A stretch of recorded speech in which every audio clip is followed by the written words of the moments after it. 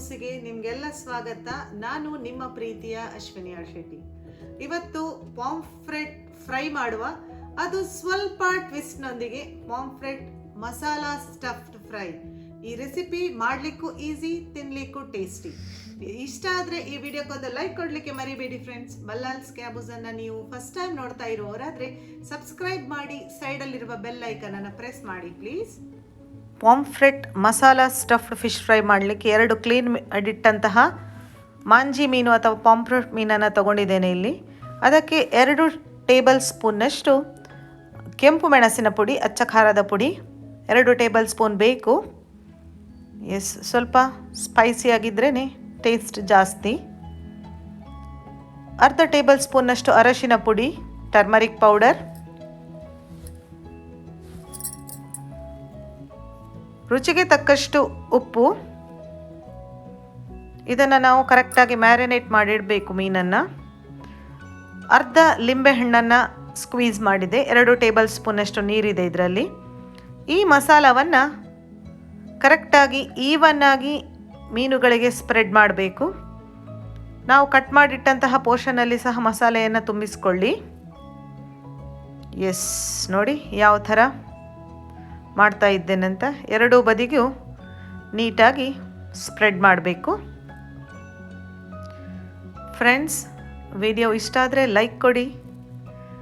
1 ಬಂಚಿನಷ್ಟು ಕೊತ್ತಂಬರಿ ಸೊಪ್ಪು, ಶುಂಠಿ 1 ಇಂಚಿನಷ್ಟು, ಅರ್ಧ ಟೇಬಲ್ ಸ್ಪೂನ್ ಅರಶಿನ ಪುಡಿ, ರುಚಿಗೆ ತಕ್ಕಷ್ಟು ಉಪ್ಪು ಹಾಗೂ 3 ಕಾಯಿ ಮೆಣಸು, ಖಾರ ಹದವಾಗಿರ್ತದೆ.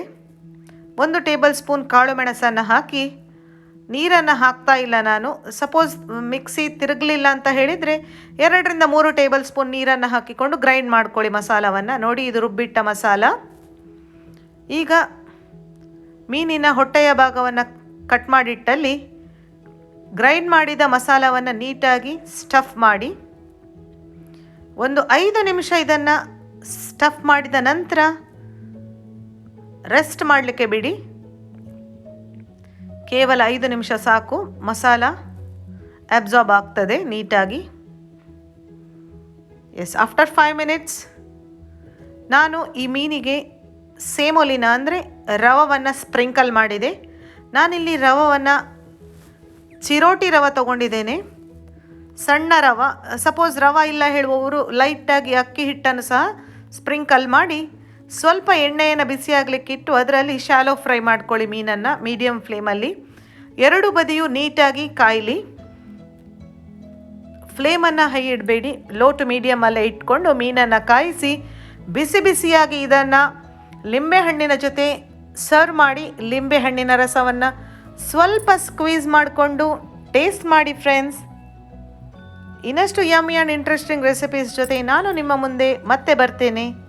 ನಿಮ್ಮ ಸಪೋರ್ಟ್ ಹೀಗೆ ಇರಲಿ ಫ್ರೆಂಡ್ಸ್. Thanks for watching.